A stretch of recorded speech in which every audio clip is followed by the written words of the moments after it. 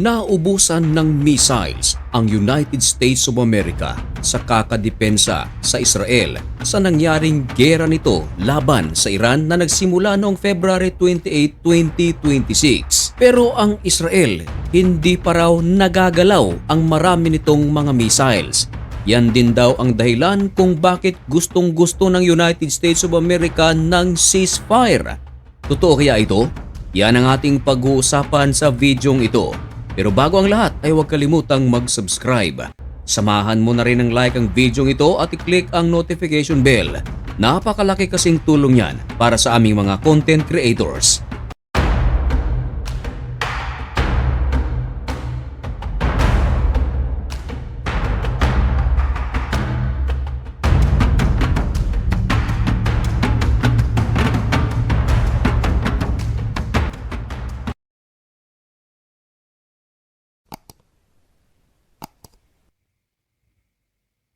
Maligayang pagbabalik mga kaibigan. Kumusta kayong lahat?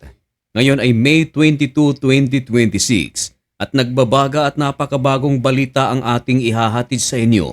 Ito ay may kaugnayan sa gyerang nangyari sa pagitan ng puwersa ng Amerika, puwersa ng Israel at puwersa ng Iran. Sa gyerang nangyari sa pagitan ng mga bansang ito, ayon sa ulat, libu-libong mga missiles ang pinakawalan ng United States of America. Ito ay bilang pag-atake sa mga puwersa ng Iran sa karagatan man o sa himpapawid. Maliban pa riyan mga kaibigan, libo-libo rin ang pinakawalan ng Amerika ng air defense system. Ito ay pagdepensa sa Israel sa Gulf countries. Ganon din ang ginagawa ng Iran. Libo-libong mga missiles ang kanilang pinakawalan laban sa Israel buhat pa noong nakaraang taong gera nito, yung 12-day war ng Iran at ng Israel. Isang lugar pa lang ang inaatake ng Iran ng mga panahong iyon.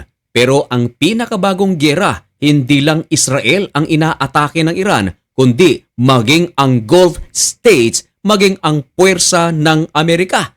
Ibig sabihin, napakaraming missiles, drones, rockets ang ginamit ng Iran. Pero ang tanong, bakit hindi nauubusan ng mga missiles, drones at rocket ang Iran? Taliwas yan mga kaibigan sa mga inilalabas na balita ng Amerika. Ayon sa Amerika ay pahinana ng pahina ang puwersa ng Iran dahil nauubusan na raw ito ng kanilang mga armas pandigma gaya ng missiles, rockets at drones. Pero mga kaibigan, mas kumalat ngayon ang balita na ang Amerika di umano nangangalahati na ang kanilang mga missiles na ginamit panglaban sa puwersa ng Iran. Ayon sa ulat ng Open, America used nearly half its missile interceptors in Israel-Iran conflict. Ayan, nakapaloob din sa ulat na ito mga kaibigan na ang United States of America ay napakalaking budget ang kanilang binitawan para sa gerang ito. Ayon sa ulat ng Al Jazeera, tinatayang nasa $25 billion hanggang $1 trillion ang kanilang nagasto sa gerang ito. Napakalaking halaga nito kung tutuusin mga kaibigan. Pero marami ang mga nagsasabi na kahit na ganito kalaki ang naigastos ng United States of America, tila bigo pa rin ang Amerika na makamit ang kanilang goal. Ang kanilang goal kasi mga kaibigan ay tuluyan ng wasakin ang nuclear weapon project ng Iran at tuluyan na ring mawala ang uranium enrichment ng bansang Iran. Nangangahulugan din ito mga kaibigan na kung magpapatuloy pa ang gera sa pagitan ng Amerika at Iran, hindi lang doble, baka mag-triple pa ang magiging gastos ng United States of America sa pagpoprotekta sa Gulf countries at sa Israel. Samantalang ang mga bansa gaya ng Saudi Arabia, UAE at Israel gumamit lamang ng ilang bahagi ng kanilang mga missiles. Hindi pa kasama sa kwentadang iyan mga kaibigan ang mga nawalang mga fighter jets ng United States of America, mga nawasak na helicopters, mga nawasak na bahagi ng mga barkong pandigma. At ang malubha, meron pang mga buhay na nawala. Sa Israel ay meron ding air defense system na inilagay ang United States of America. Ito yung tinatawag na THAAD.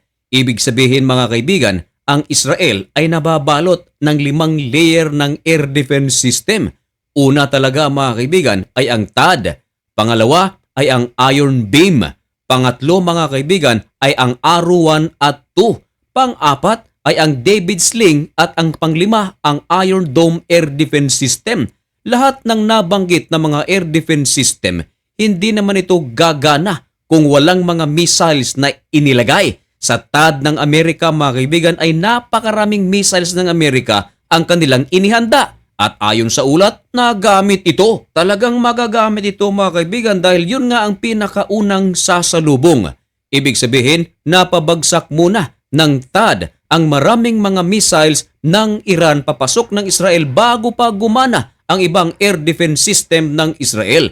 Ibig sabihin, talagang nakatipid ang Israel sa gerang ito. Ayon sa ulat, hindi pa nga nangangalahati ang mga nagamit ng Israel sa kanilang air defense system. Ayon pa rin sa ulat ng Al Jazeera mga kaibigan, hindi gaanong malaki ang gastos ng Iran sa gerang ito. Bakit? Sapagkat ang mga drones na ginamit ng Iran ay hindi naman mga mamahalin gaya ng napakamahal na mga air defense system ng Amerika.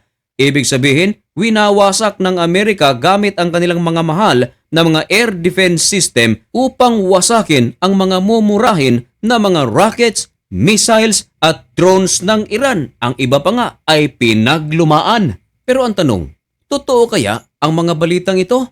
Bakit hindi natin tanungin mismo mga kaibigan sa Israel? Ang pinagkakatiwala ang pinagkukunan ng balita ng mga Hudyo, ang The Times of Israel. Baka maliit sa inyong screen. Basahin ko na lang mga kaibigan. Yung naka-highlight na riyan, maliwanag pa sa sikat ng araw, sinasabi rito, the US reportedly used up more than half of its inventory of THAAD anti-missile interceptors while defending Israel from Iranian attacks during the recent war. Ayan, maliwanag mga kaibigan na more than pa nga sa kalahati ang nagamit ng Amerika. Pero klaruhin lang natin mga kaibigan, marami kasi ang mga mali ang pagkakaintindi rito. Ang ginamit dito mga kaibigan ay ang interceptors ng THAAD. Hindi talaga yung kabuuang missiles ng Amerika. Iba kasi ang interceptors, iba rin ang pang-atake. Of course, malaki rin ang kawalan sa isang bansa kapag wala na itong interceptors dahil papasok na lahat ng pag-atake ng kalaban. Pero kung missiles na pang-atake, imposibleng maubusan ang United States of America.